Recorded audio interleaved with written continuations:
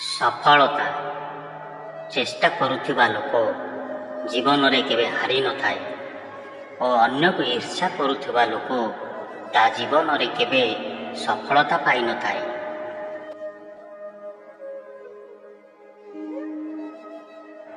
ଜୀବନ ସୁଖର ନାମ ଜୀବନ ନୁହେଁ, କଷ୍ଟକୁ ଜୟ କରି ବଞ୍ଚି ରହିବାର ନାମ ହିଁ ଜୀବନ। ସବୁଠାରୁ ବଡ଼ ସଂସାରରେ ସବୁଠୁ ବଡ଼ ଔଷଧ ହେଉଛି ହସ।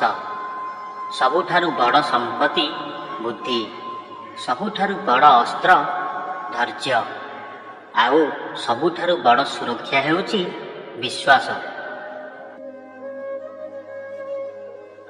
ଆପଣଙ୍କ କର୍ମ ଦୀପ କେବେ ତାର ପରିଚୟ ପ୍ରକାଶ କରିନଥାଏ, କେବଳ ତାର କର୍ମ ହିଁ ପ୍ରକାଶ କରିଥାଏ।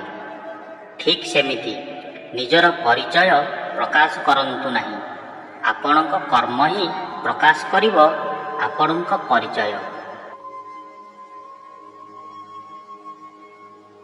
ଆବଶ୍ୟକତା ଲୁହ ନଥିଲେ ଆଖି ଏତେ ସୁନ୍ଦର ହୋଇନଥାନ୍ତା, କଷ୍ଟ ନଥିଲେ ଖୁସିର ମୂଲ୍ୟ ନଥାନ୍ତା।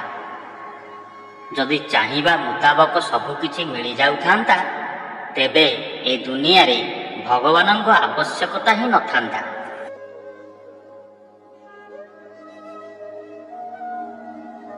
ପରିସ୍ଥିତି ବରଫକୁ ପଚାରିଲି, ତୁ ଏତେ ଥଣ୍ଡା କ'ଣ ପାଇଁ?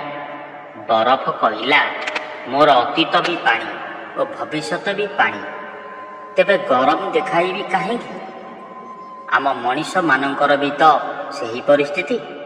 ଆସିଥିଲେ ଖାଲି ହାତରେ, ଯିବା ବି ଖାଲି ହାତରେ, ଏଥିପାଇଁ ଏତେ ଗର୍ବ କ'ଣ ପାଇଁ?